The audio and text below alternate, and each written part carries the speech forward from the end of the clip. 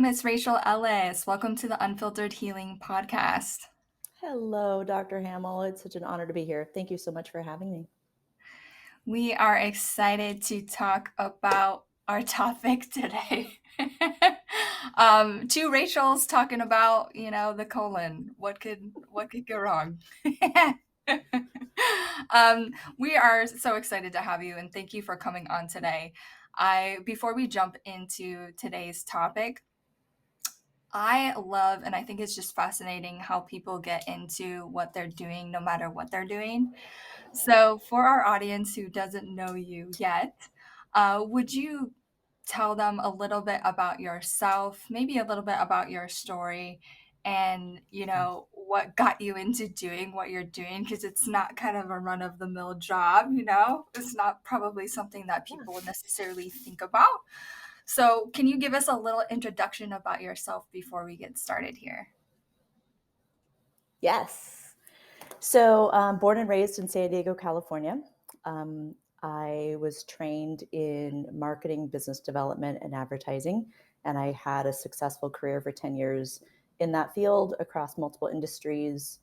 I thought that's what I would do. I am a strange person, though, in that my hobbies were reading about detoxification, toxicity, coffee colonics, herbs, natural cleansers, remedies.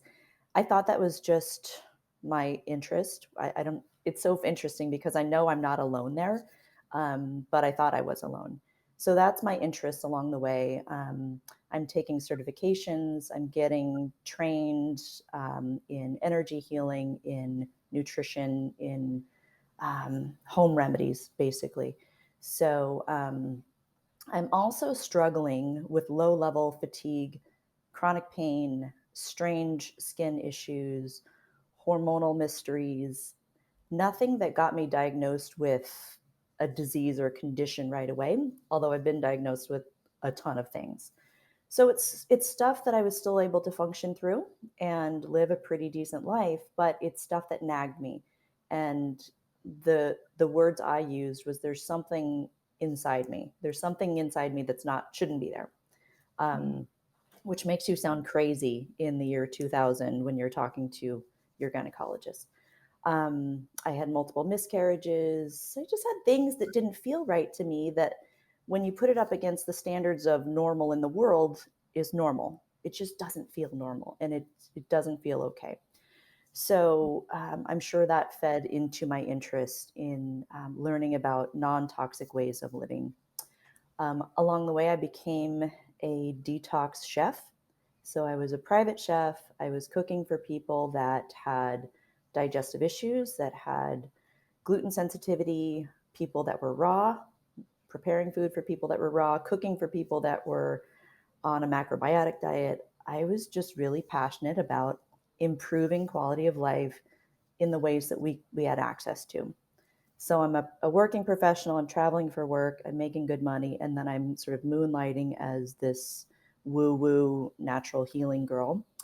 And I'm getting better along the way. My symptoms are starting to improve little by little. And I know that I'm onto something. So, one of the big health breakthroughs for me was when a friend coerced me into getting my first colonic. I thought it was just for weird people or for sick people or it just was not any part of my world. Um, I was scared to death, as most people are when they go in. But it changed my world because no one really had asked me about my digestion before, and all of a sudden I was like, "Oh, this is this why is this why I've had all these issues?" Mhm.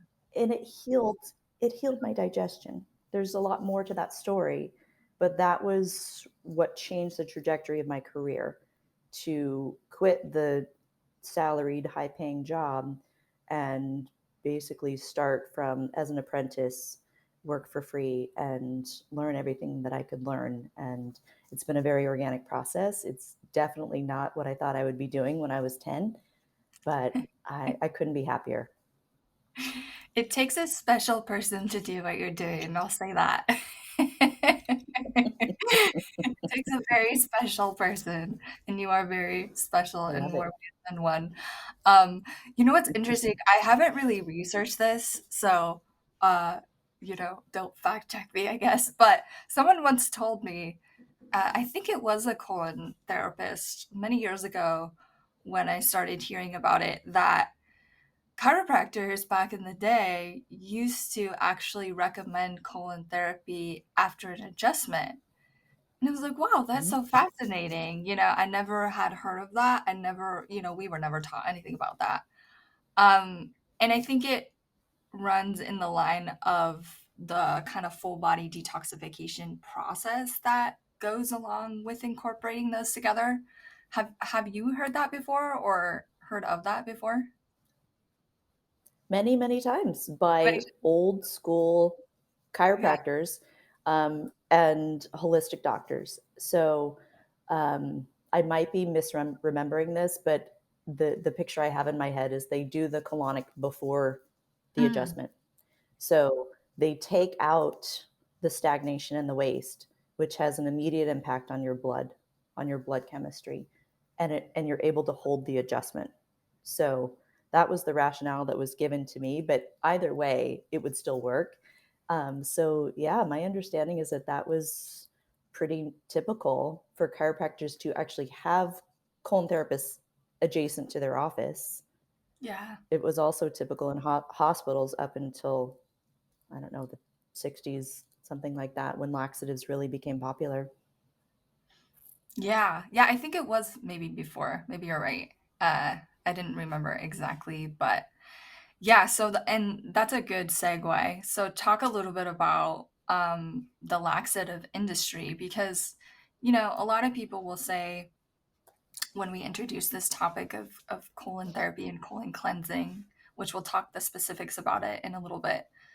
Many will say, well, I'm already going to the bathroom. For those that are, I'm already going to the bathroom.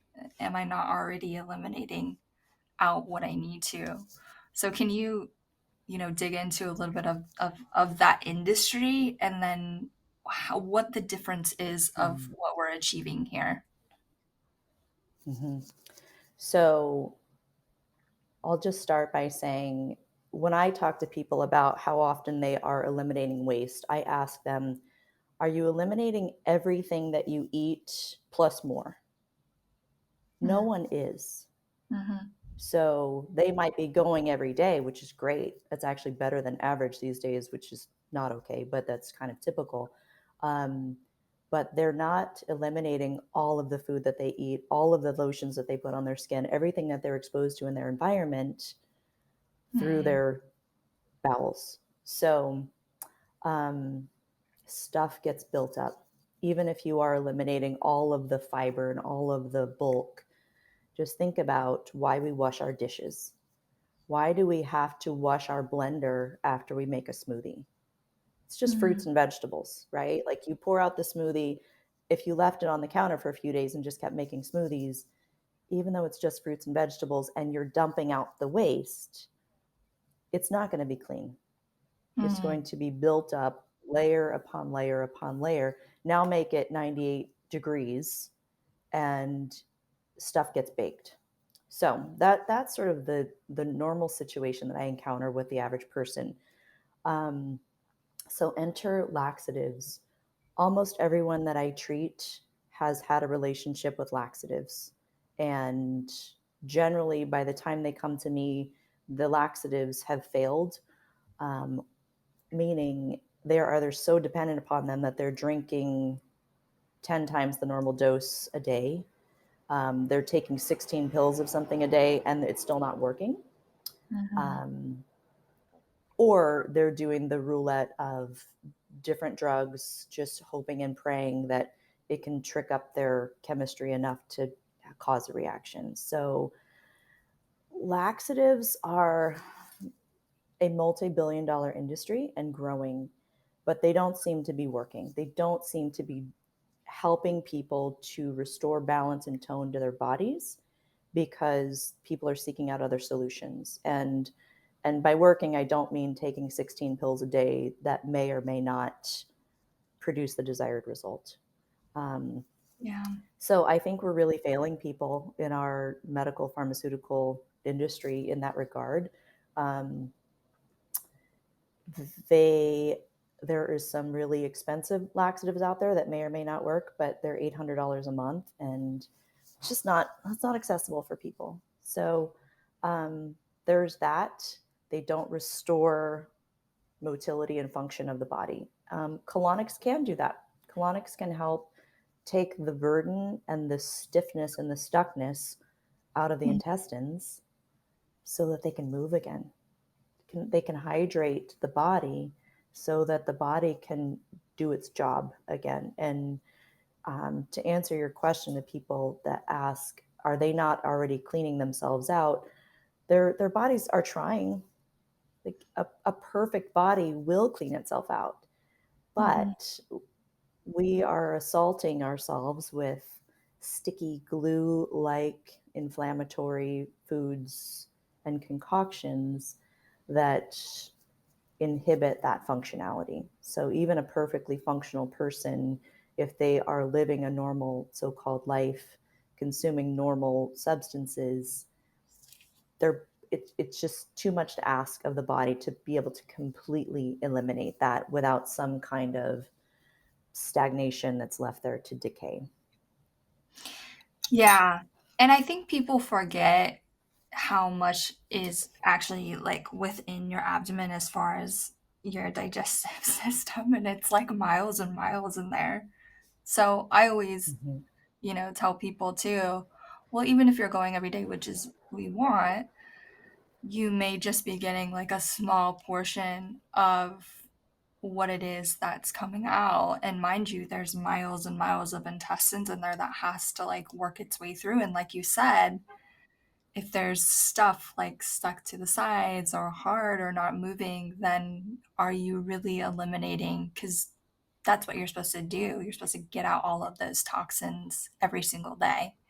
And so I think that's really key for people to understand too, is you could be going, but there's lots in there. And there could be things that have been stuck in there for a long time. And I'm sure you see that all the time where just like so much toxicity has been built up for so long. Um, so one of the things I want to talk about is I know in my practice professionally, and I know this is what you preach as well, because we've talked about it, is that um, you see so many resources out there for, detoxing and cleansing and, gut protocols and all of these things that are out there, which, can be good and bad. But what I typically preach, myself working on the nervous system, is making sure that the bowels and things are open and draining and the importance of that before doing any of those things. Um, because, they're super toxic if they're not going.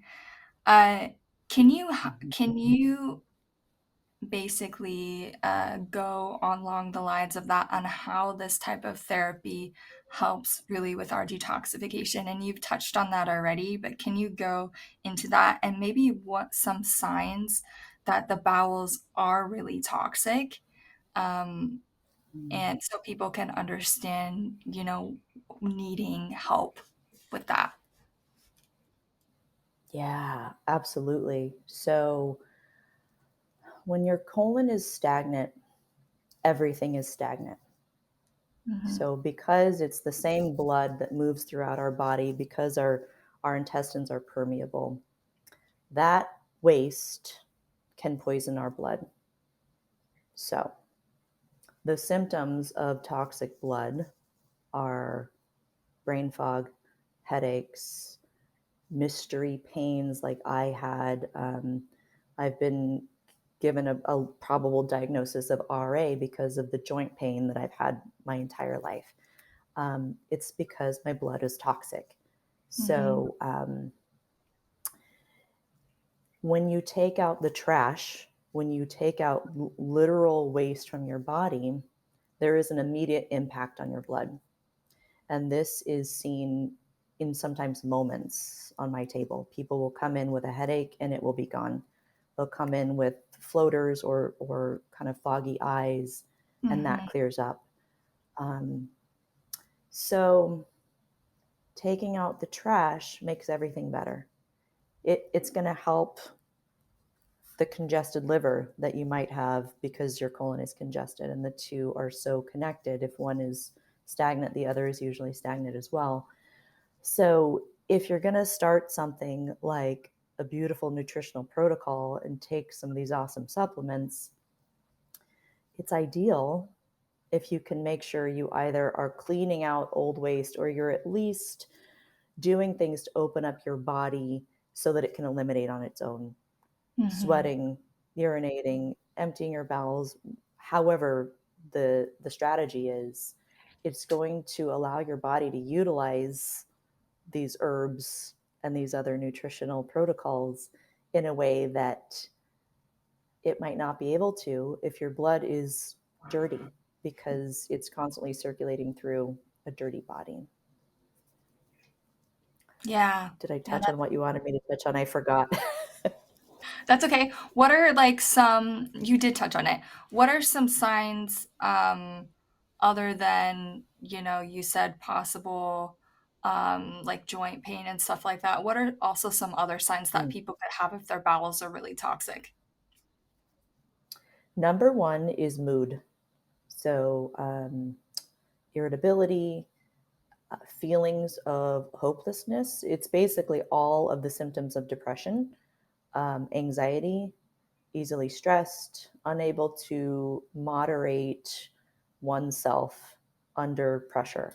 Um, Skin is another huge indicator.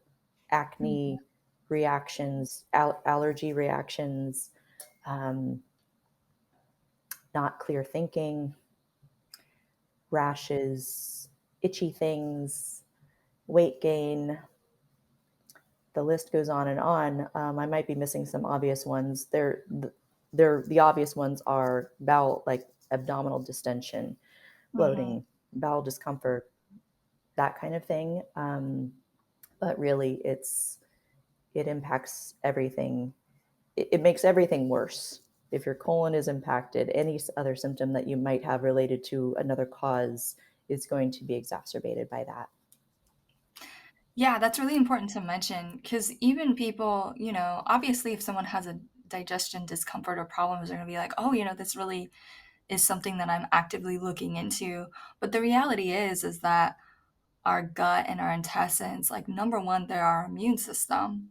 So you may not have digestion discomfort, but that's where your immune system resides. And if that's super toxic and you have all this waste built up, think of how your immune system is actually working. And then secondly, you make a lot of those mood stabilizers in the gut as well. And so I always think about like little kids, when they're super constipated, which I see a lot in my practice, uh, they can like go to 0 and 100 in like 3 seconds.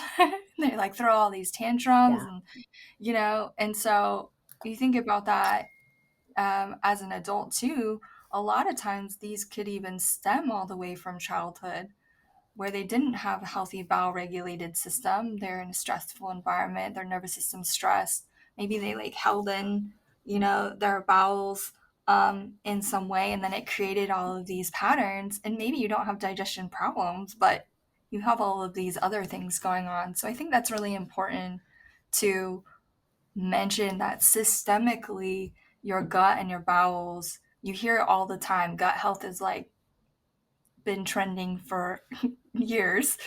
Uh, but you can actually regenerate your gut if you don't get what you're talking about, all this trash out. Like, are you really even going to absorb anything that you're taking? Right? Yeah, yeah, it's so true. And with children, especially, nutritional changes and digestive support can change their behavior.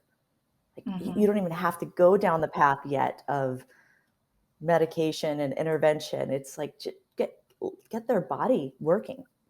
Yeah. It's so simple. First, see who they really are, because if blood chemistry is driving this behavior, change the biosis in the gut and see how they behave, give them a chance to be themselves. And that is one thing that I hear often is people feel more like themselves.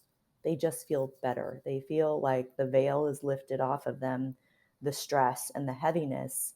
And I think that is everything that you mentioned with regard to the gut now being called the second brain, because 90% of serotonin and dopamine is created in the gut. Yeah. But what does that mean? What does that mean when you're walking around in life? I think it means you feel a lot better. Yes, or you should. Yes. Or you feel a lot worse. Yeah, yeah, I see that like weekly with kids where I mean one of the biggest complaints that people bring their like little babies in for care for me is because they're constipated and they're just crying and upset like nonstop. And so, we think as adults that's it's normal to not go every day or every other day or every few days. And it's like, no, that's super stressing out your body. You're supposed to eliminate very regularly. So, for someone that may not know, I think people in general have heard of enemas before. That's not like a foreign topic. But can you kind of dig into specifically how this specific type of colon therapy works? Like, what's the process of how it works so people can kind of understand this is not necessarily just an enema of what they would think of. This is a very different type of treatment option. Yes. Yes. I'm glad you asked, because this is what really freaks people out, is imagining what the Yes. process is like. Um, so it's a clinical hygienic procedure done in a spa setting. So it's very civilized. You are in a robe, you're laying on a heated table, you're in a private room that has a bathroom attached. It's actually pretty calming, the environment that we create. The process uses disposable speculum kits. So everything that touches the body goes into the trash at the end. So there's no risk of cross contamination. The equipment is made in such an intelligent way. It's self sanitizing. There is no commingling of clean and dirty. So the process is a client comes in. There's an intake process where we talk about possible goals, complaints, things that they might have heard, questions that they have. We go over all of that. Um, then we get them ready for the treatment. The treatment's about 45 minutes in session. And in that process, there is a speculum inserted into the rectum. So it goes in 2 to 4 inches, depending on the size of the person. It does not hurt. There's plenty of room for it. It's not traumatizing. Um, it's lubricated, and it's never as scary as what's in people's minds. So they get set up with the tubes. The tubes go from the person to the machine. The machine is a giant filtration unit that allows me to mix the temperature of the water so that it's either slightly below or above body temperature, depending on our goals. And we just slowly and gently allow water to enter the body. The flow of the water is such a low flow that you most likely don't feel the actual water. What you feel is the water moving things around. You feel Mhm. sometimes gas moving. You might feel gurgles, bubbles. You might feel moments of pressure, and then that eases.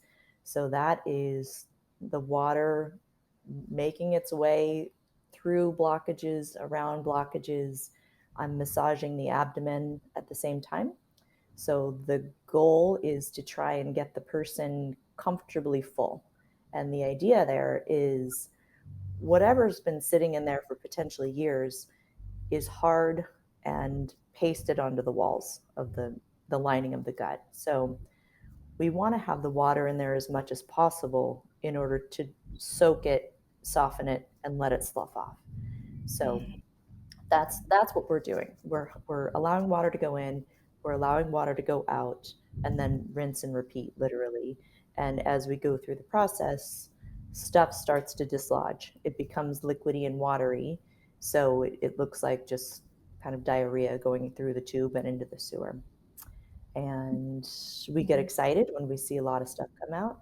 We celebrate and know that the more that comes out, the better the person's going to feel. Yeah, is so for people that have never had this on the machine, you can actually see, like she said, things that are coming out. Mhm. Are there, uh, is the way that the stool looks, for instance, you said some of it is hard, like the pieces that are stuck on the wall. Do different like colorations or different ways that the stool looks tell you different things about that person's bowels? Generally, yes. Um, you can tell if a person's dehydrated. You can tell if they don't chew their food. Mm, They tell you. yeah. Everyone recognizes that when they don't chew their food. If it looks like the thing that you ate, it's because it didn't get chewed and digested. Um, so generally speaking, I can give some feedback based on what we see. I can, if things are really, really hard and really dry and difficult to come out, um, there's not enough internal hydration. And usually people tell me they drink a ton of water, but their Mm, water is not doing what they think it's doing. So either yeah. it's not the quality of water, it's not structured water with electrolytes and minerals, or they might be drinking enough water, but they're not eating enough water containing foods, that they're eating processed foods that require hydration to break down and in turn into rocks in the gut. And drinking water doesn't address that. What addresses that is smoothies, water containing foods, fruits and vegetables. So that kind of thing we can definitely discuss, and we always do. It's really interesting to people. Um, People will often self-identify things that come out of them. It's outside of my scope of work to do that, but we see weird stuff sometimes, and oftentimes that's identified because a person is being treated by a functional practitioner like yourself or another integrative physician that is treating them for something specific, a specific type of parasite, or they are supporting a certain body system. And so we see things that look like the things that they are being treated for. And that's another thing that people self-identify because it's their body, because they Mm. know. They point things out to me all the time and they say, "Oh, that's a such and such. I saw that on the internet because that's what I'm treating." And it's it's really satisfying to see an almost instant result and associate that with feeling better. Yeah, and one of the things I tell people, so I have like a two-part um, statement after what you just went through. So the first thing is I usually encourage people, I know it's weird, but I guess it's not weird to us to like look in the toilet every time you go to the bathroom. You know, like you want to see because a healthy bowel is, like you said, is a healthy person.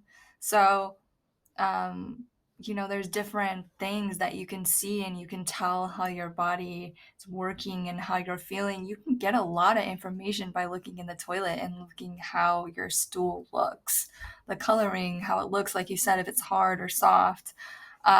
So that's really interesting, that you also see that as far as with therapy, you can tell kind of overall systemically how that person's doing by the way they're eliminating. Um, there's probably some people that come in that don't even eliminate that much at first because things are so stuck in there. And then their body starts releasing things out. And that's one of the reasons that I also highly recommend this when anyone's doing things like parasite cleanses. Is probably one of the more common things that I recommend it for.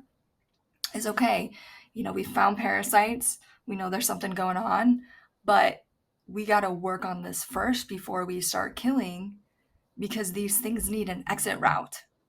And oftentimes people have severe symptoms because they're doing all these cleansing, but there's no exit route for these things to get out.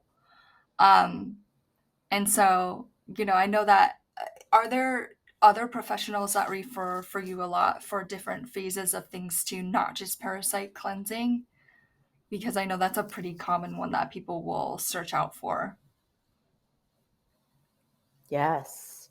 Yeah, it's really amazing to me, having been in this business for almost 10 years as a business owner.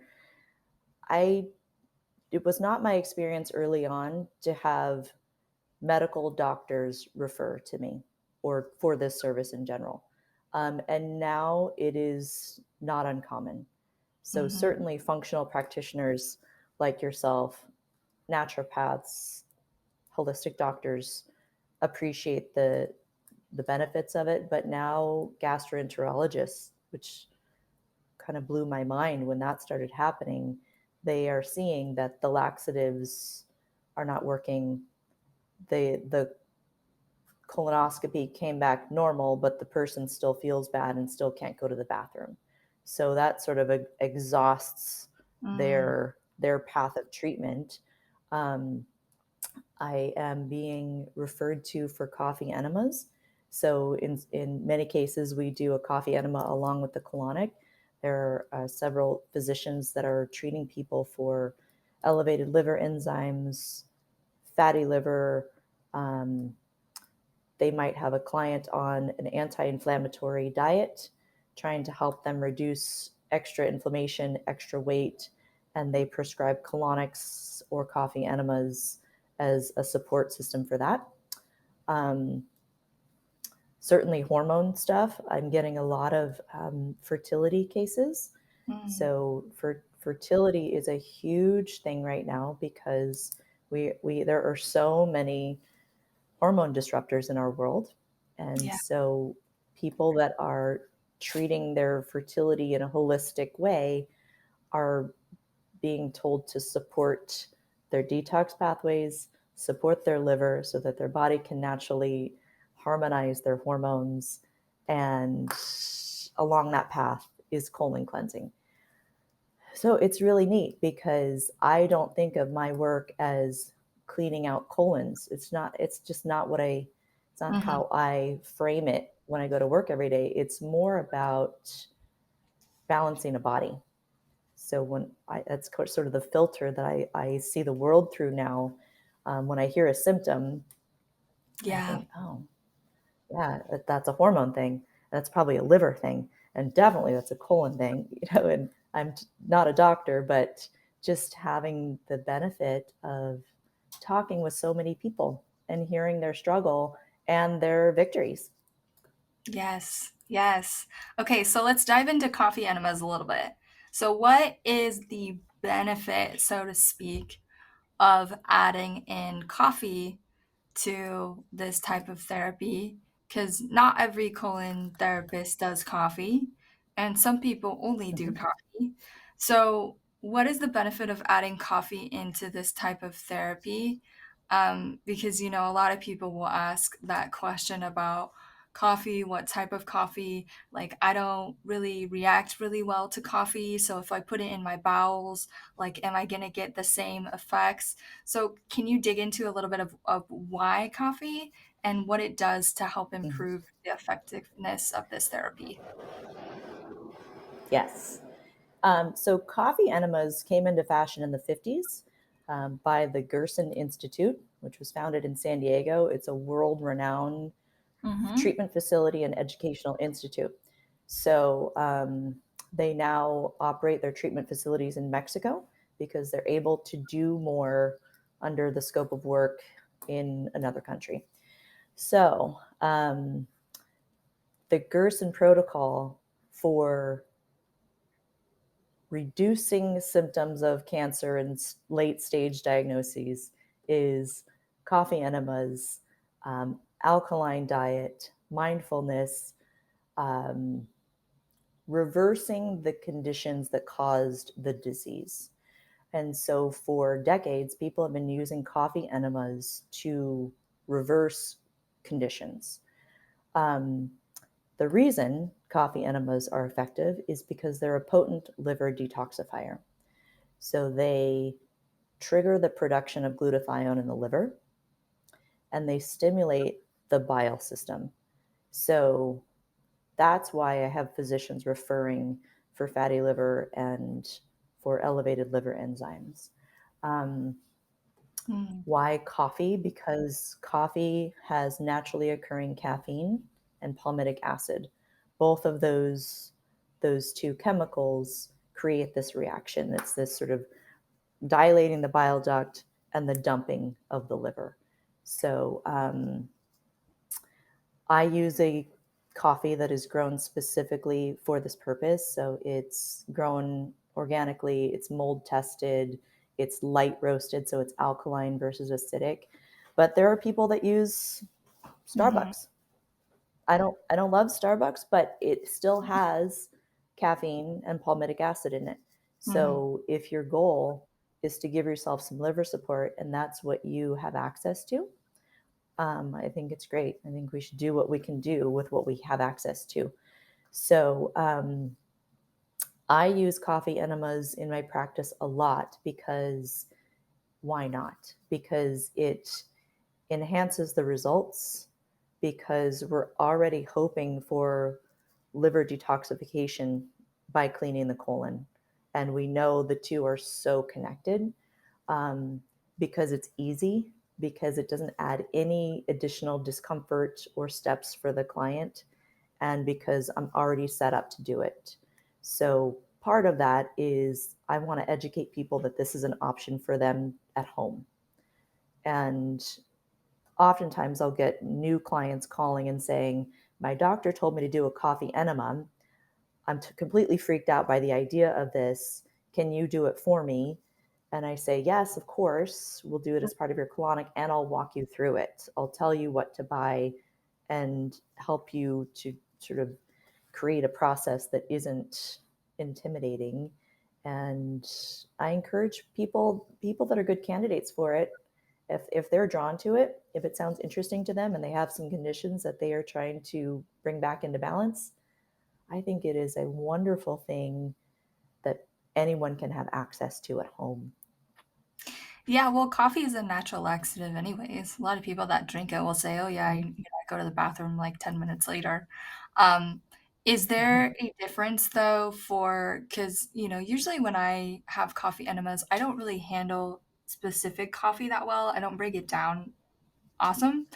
So, but when I Yeah. do coffee enemas, I don't have that same reaction as I would if I ingested coffee. So, what's the difference there of how people, might say, well, I can't do coffee because I just don't, I don't do well with caffeine. Yes, thank you for reminding me of that. That's a huge point. Um, it reacts completely different when administered as an enema than drinking coffee. So, drinking coffee is a whole other controversial topic. But generally speaking, for the purpose of my goal for people, which is to have hydrated bodies and calm nervous systems, drinking coffee is not amazing. But the coffee enema does not blow out the adrenals. It does not stimulate that part of the body. It's only in the body for a couple of minutes. And the impact of purging and releasing the liver actually gives people natural energy. They don't get cracked out from a caffeine buzz. I, Mhm. I have plenty of people that are sensitive to caffeine and even allergic to it that do just fine with coffee enemas. That's not to say that it's for everyone. Mhm. Some people really react um, poorly to them. Some people can't tolerate the detoxification stimulation that can happen. So those are usually people that are really immunocompromised, Yeah. or they have a lot of things they're killing, a lot of parasites and things, and they have to go take their detox treatments very, very slowly. But that's different than a caffeine reaction. Are there other options other than coffee? Like I've heard some people recommend what was it, like molasses or something like that, or some other type of thing. I don't know if that's legit. But are there other options that can also work similarly to coffee, or coffee's just king? That is a tricky question. People people put a lot of things up there. Um, and there's the the danger and the opportunity is because there's a lot of unknowns. Um, Yeah. and there's not a lot of research. There's not a lot of research. So the reason I only use coffee in my practice is because it's supported by the physicians that have mentored me, and Got because we have literal decades of clinical data, not research, but enough data that it's helpful in most cases. So some of the other substances that I hear people use in a personal way and some in a professional way are chlorophyll, Mm. which that can make sense, right? That's alkaline, it's oxygenating. Some people use wheatgrass. There's a pretty famous place here in San Diego that is famous for their wheatgrass enemas, and it gives people a boost. It gives them a little shot of oxygen. Um, there's a lot of things. Some people use food grade hydrogen peroxide, a few drops here and there. I I love when that people take their health into their own hands. It Yeah. is their right, and I believe intuition is huge. And also, natural things can be harmful too. So I think people need to do a lot of research, not just hear about it from a friend, talk to their practitioner and integrative healer, and really be thoughtful before just putting something inside your body. Just in the same way that you would be thoughtful if you were going to ingest a substance that you had no idea what it could do to the inside of your body. Yeah, and I think, once people get into like the health space, or they are taking more charge of their health, or they're into, alternative health, they get this concept or this mentality that this is good for me, so I'm going to do it more, or I'm going to do more of it. And in that sense, it's like, Guilty. yeah, yeah, me too. Um, more is not better, better is better. And so we want to do things that our body can work with. So in the sense of enemas and colon hydrotherapy, where is the line of doing it too much? Because like we said, too much of something can also be not good. So is there a line for that, as far as too much? I've had patients come in, and I mean, they're just really sick, so I don't fault them, but they're doing like a coffee enema every single day, or sometimes twice a day. I've had Mhm. people who are really sick, and I'm just like, that is probably way too much. So can you kind of talk about, there's also a limit to this too? Yeah. So it's not a panacea.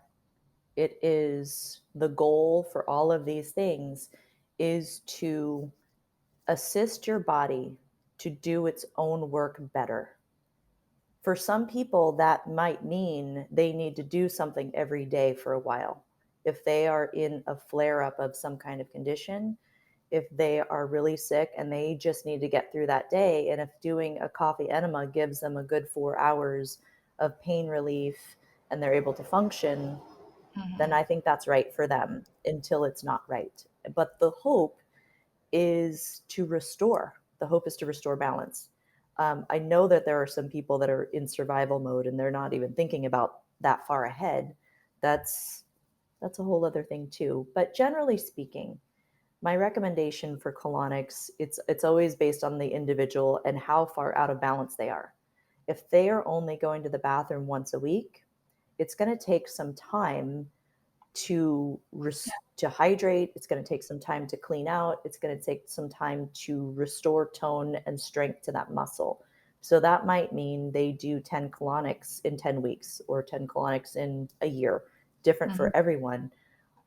But the person, my hope is to empower and educate the person so that they know what's right, and they ask my opinion, but they're not looking to me to tell them it's 8 sessions or it's 3 sessions. It's really about achieving the result of functionality. And as Mhm. you achieve more functionality and your body starts to really work, you don't need this as often or at all. Yeah. But you need to have strategies to maintain that result, that homeostasis, that vitality that is the goal for all of us. Um, so we Mhm. use these things as tools. There's certainly people that do everything too much. I think that's different, but I don't see that too much in this field because this isn't exactly like exciting, sexy stuff, right? It's work on your body, it takes time, it takes resources. Most people keep it in the respectful place that it deserves, which is use this for the limited value it can give you and Mhm. do all of the other things in your life to support those results, because that is the goal of a holistic life. It's to live a great life. It's not to do a coffee enema every day. It's to forget about them because you don't need them. Yeah, and I think that's just important because, about 6 or so years ago when I was learning about these, um, a lot a lot of naturopathic doctors that I was, gleaming information from, they were, like, very hesitant about these, and they were like, "I don't think that that can be good, for your gut bacteria, you're flushing everything out." And for me, I was having so much relief in what I was experiencing. At that point, I was like, I don't care what's going on. Like, I'm just feeling better. So I think, as you mentioned, there is a good, healthy line there. Um, I know in your sessions and in many people that do colon therapy, they always provide like probiotics that you can take after your session to help your gut bacteria because inevitably you will wash out some good bacteria too. That's, kind of the process of what happens. But the goal is to have an environment where you can regenerate and where you can repopulate. And it's not going to clear everything out. It's not like an antibiotic, right? So there's a point there too. Exactly. I'm so glad you mentioned that because that's one of the probably the top 10 things I hear from people of regarding concerns. Is this going to deplete my microbiome and my friendly bacteria? And the answer is no, it does not. It will wash out transient bacteria, good and bad. Hmm. But your immune system, the bacteria that you were born with, is protected behind your mucosal lining. We are not disrupting that. We don't want to disrupt it unless in certain circumstances people are taking things to break that down because they have chronic parasitic infections, but they're under the care of a practitioner for that. But generally speaking, this is it's like taking a shower. It's Yeah. like we're rinsing the dirt. We are not disrupting that beautiful layer. And the reason I give probiotics is because it's just a great opportunity to give it a boost because you did get clean and hydrated, and it's just the perfect time to supplement. Yeah, they have a home now. They Yes. have they have a home. Now, is there anyone in particular, I know there's probably like very specific cases that this type of therapy is not recommended for initially. Yeah, there are contraindications. So bowel surgeries, abdominal surgeries, you would be case by case. People that Mhm, have had colon resectioning, people that have had hernia surgeries where there is scar tissue, um, chronic Crohn's, pretty much any inflammatory bowel disease, we have to have a consultation for and take that person's individual circumstances into consideration. Because if we don't know what's going on with the lining of the gut, if there's any potential strains or tears or things like that, we want to be super careful. Um, People with kidney issues, renal failure, things where hydrating the body might cause a bad consequence. Um, Hmm. Anything that has to do with someone having cut the inside of your colon is something we would need to look at carefully. Um, Yeah. mm, Can this type of can this type of therapy be done improperly? Like, for instance, sure. I've had, well, I guess improperly is not the right word, but as with anyone in any type of field or practitioner, I think it's important for people to have knowledge that there's some people that do this probably really well, and some people that don't. And so, if maybe someone had a bad experience, because I've had patients and you're just so excellent at what you do. And for those listening, if you can Thank even you. hear the calmness of her voice, she's it's such a magical, healing center that you Mm, have, and the touch that you have with people is very unique, right? And so I've sent people who have had bad experiences with this type of therapy, and they've gone to you and had, such great success. So, what would you say is something that people can maybe, I don't know if they can research for, maybe it's just individually based on the person. Um, but mm. are there ways that this can be done improperly, or things that people should, kind of look out for, or, any tips there for people?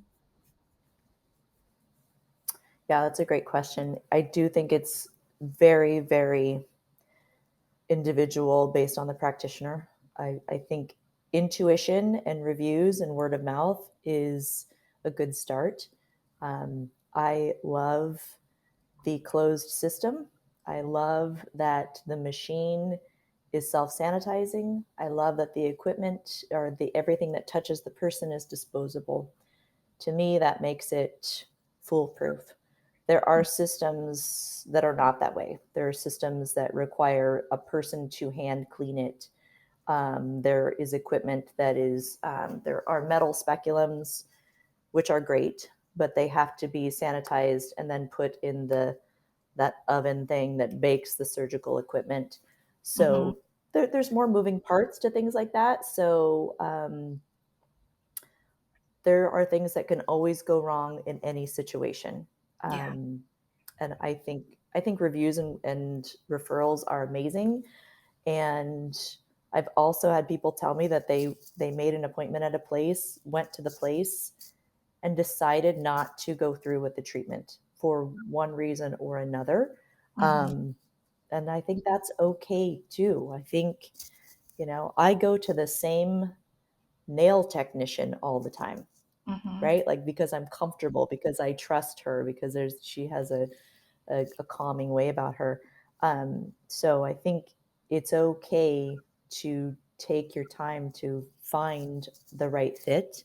It's okay to be nervous. It's okay to feel like you need to be reassured and feel the vibe or see the place and see how clean it is and see how set up it is. There are places where there isn't a bathroom attached to the treatment room and you need to walk back out into the lobby to use the restroom. For those of you that are not familiar with this, you finish in the restroom. So mhm. it's considered part of the treatment. And it's private. It's it's something that, you don't really want to walk through a lobby in a spa gown and run into the bathroom and hope that it's open.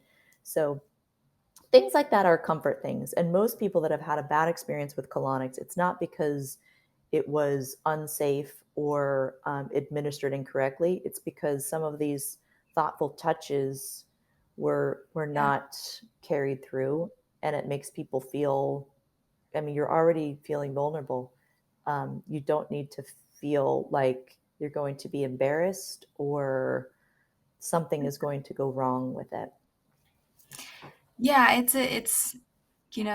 emotions can be held anywhere, but specifically, Mm, the bowels, there's lots of emotional responses that can be held in there. And so, oftentimes, like you said, when you first started this podcast, is that I'll just mention, even regardless of colon therapy, first, people just kind of doing some coffee enemas on their own.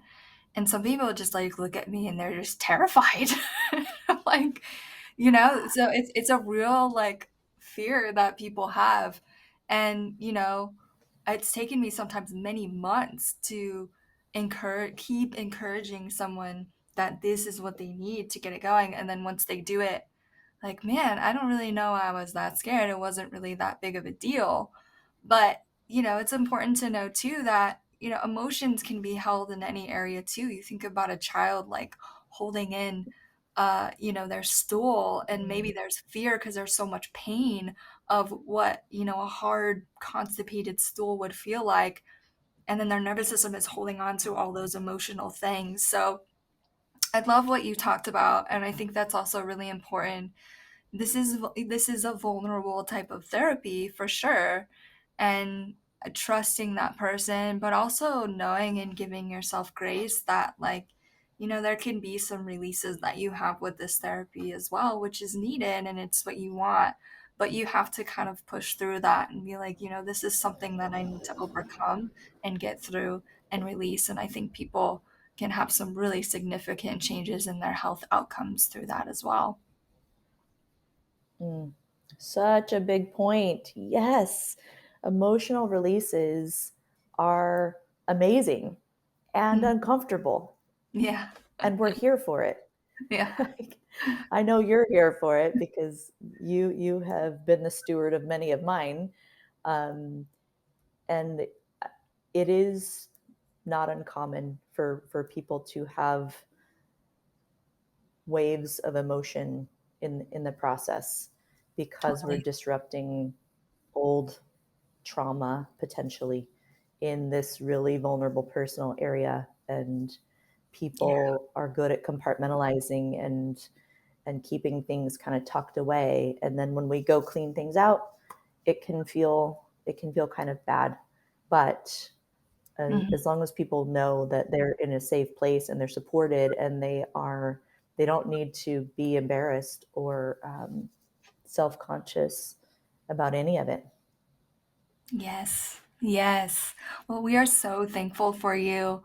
Can you talk a little bit about how people can find you, find your practice, some of your social platforms to get more information about yourself? Yes, thank you so much. So my business is Longevity Lounge. My Instagram is Longevity Lounge Spa. My email is longevityloungespa@gmail. Google Longevity Lounge, and we come up all kinds of places. We have a beautiful physical location in Pacific Beach, and we do all kinds of detoxification treatments. We have infrared saunas, we do lymphatic drainage, colonics, and we have a community of other practitioners that are in the same ethos: acupuncturists, massage therapists, energy healers. So it is a cool tribe. It's a great, sweet space to operate from, and we all love what we do. So, if anyone would like to reach out and has questions or comments, we'd love to hear from you. Yes, it's a beautiful space. And you just expanded and you're one of San Diego's top spas now, so it's well deserved. Well deserved. I hope that you guys all check it out.